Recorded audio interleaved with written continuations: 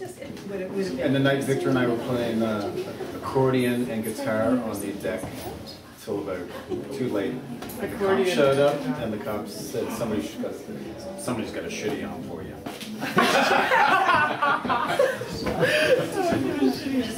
So should we stop? Yeah, I remember the firemen coming for our bonfires in the back. Yeah. Yeah, we used to have bonfires. For like 6 or 7 years, and suddenly this one night somebody called the cops. Yeah. They called the fire department. I don't know what happened. That was the end of the bonfire. Yeah, and I'll never forget the phone call I got at work. One of my roommates called me and said, "Just want to warn you now, but there's a bulldozer in our backyard, and they're bulldozing our garden and putting in 3 parking spots." And they bulldozed everything down. Yeah. And that had been a beautiful garden. The Laywins. It was a sad time. The bulldozer. Here's the man. This is the man of the house, of the apartment. Hey. Come here. I'm all over the place. I think we're all from the same, like the school of. Oh, yeah, which school are you from? Kids. Oh, okay. So I know we got a print guy, That's great. we got a video guy, a radio guy. Nice. Oh, good. It's a good time to document, you know. Yeah. A lot of times we remember things, but you know the stories are being Oh, yeah, no problem. You know, somebody's getting some stories from someone else. And I mean, you guys. The last There's 10 amazing minutes. times. There's amazing times. You just never knew what was going to happen. Eh? Everybody was really. A lot of people were like working. You know, working at restaurants, working at bars, or being musicians. But nobody, not too many people in this building really like held down like a 9-to-5 kind of job. No, there were no. So there was a lot of flexibility. There was a lot of artists. NASCAD students and musicians, and so you never radio knew, person. you never knew what was going to happen, right? I mean, it didn't matter what time of week it was. You know, it wasn't just like a weekend kind of party place. And do you remember Charles? Oh yeah. He was the pre-super, but he got the new super Dale job. So the new super let Charles live in the basement. And all the cats, and it's like stables or something down there. There's like holes and dirt walls, but you could go, and he would have a little pot next to this homebrew he would make, and you could sneak. Do you remember doing that? Going down the back stairs, crawling through the basement, and you'd leave money in the can and then take the homebrew. No, but I remember him letting me try some of his. You know, if you could track all the people that like sort of congregated, it's interesting because everyone has done really well. You know, like they're in playing bands and just somehow connected to whatever their passion was, and whether they're here or a lot of them moved to Toronto, but they're doing well. Like a lot of the Sloan guys used to be here too. You know, Andrew Scott, did he live upstairs? I know you have photographs, and he was in a lot of those. And well, I moved in with Patrick Penland. He was my connection in, and then he moved out and the place was mine. Right. A lot of Mike Lewis lived with me, the painter. That's right. Kevin Lewis. Still doing it. It was a real hotbed of sort of creativity. Yeah, it was. Couldn't help but be inspired. Victor was great that way. Victor was always on something, always at a project. And this place he renovated, even though they didn't know.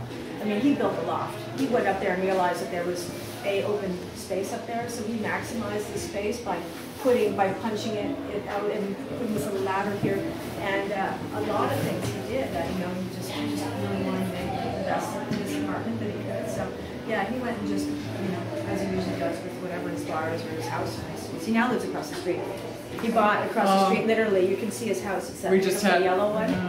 We just had a tour. It's so interesting how he moved only there. We bought a house two blocks up here. So a lot of us have stayed very much in the neighborhood, and so this is still, still feels really and I just have nightmares about it, and dreams about it, and I feel like a ghost when I'm around here. It breaks my heart not being here anymore. Yeah, it was really great times. But I thought it'd be really sad today. I'm okay. I've been avoiding this place since I moved out. I was sad when I go into the backyard because we used to have dogs. Well, she still has hers. I brought mine back from Mexico. He died after about a year of bone cancer. But whenever I think of his time, his short time here, it was with her dog, Macy. And it was out back. We used to let them run behind the fence in that open area down below where there's a graffiti now in the middle of a parking lot. And so whenever I come here, I think of the can. It's just like my first instinct. You should probably, Victor's really talk to because he's one of the first people who came here. I mean, if you can grab nothing like picking his here. He might have other dinners. He's heading towards the door now. Yeah. It's weird. I used to live next door. Like next door in this building? Yeah. Will you give us your story? Sure. Yeah, definitely. Let's go over here. Well, because what I'm doing all the coverage for 4 days of it itself.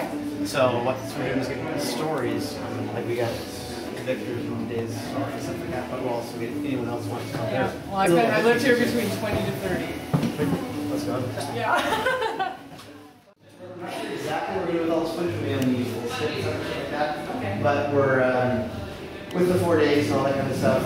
And if you guys go along with this, we're just seeing people's stories. We're going to an archival document. We may use it for something.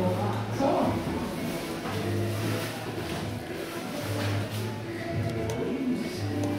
I'll just catch you down, and all you need to do is just introduce yourself, get your name, and then give me your story. And it can be as long or as short as you want. Okay. 3, 2, 1. Hi, I'm Rusinak, and I'm here today to say goodbye to my place, my old place.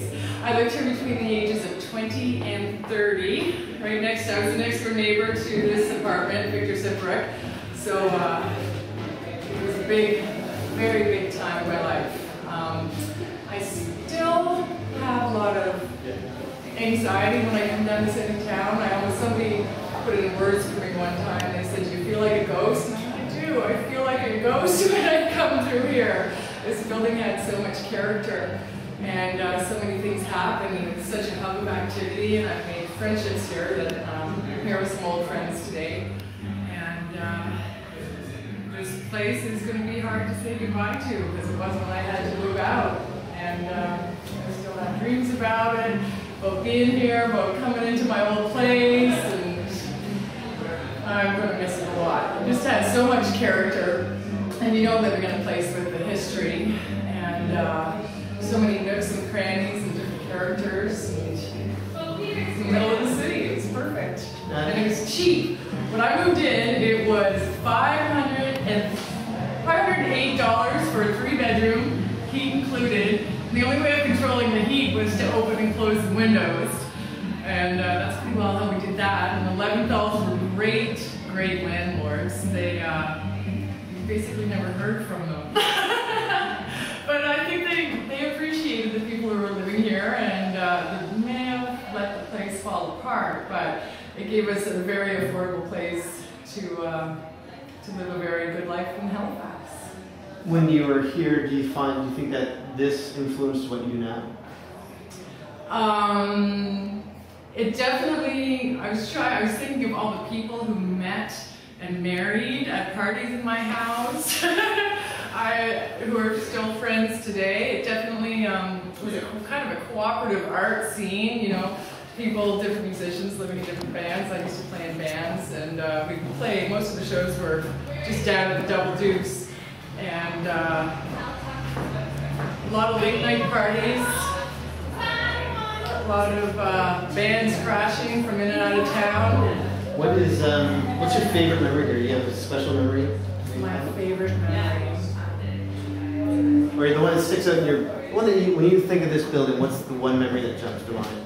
Just loving it so much. Just loving the way that it was designed, and the high ceilings, and it was so comfy, and the front deck was just, I never had to call anybody. I always had people coming, dropping by, knocking on my door.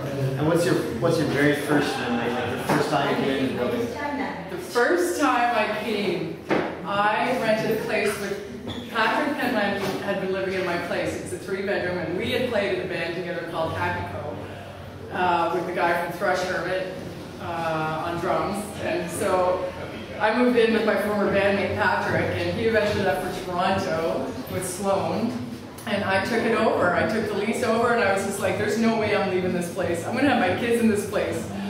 And then I had to eventually leave that place. But I was here for 10 years. I never thought I'd spend that much time, but between the age of 20 and 30, it's a big part of my life. A big part of that. Thank you very much. Yeah.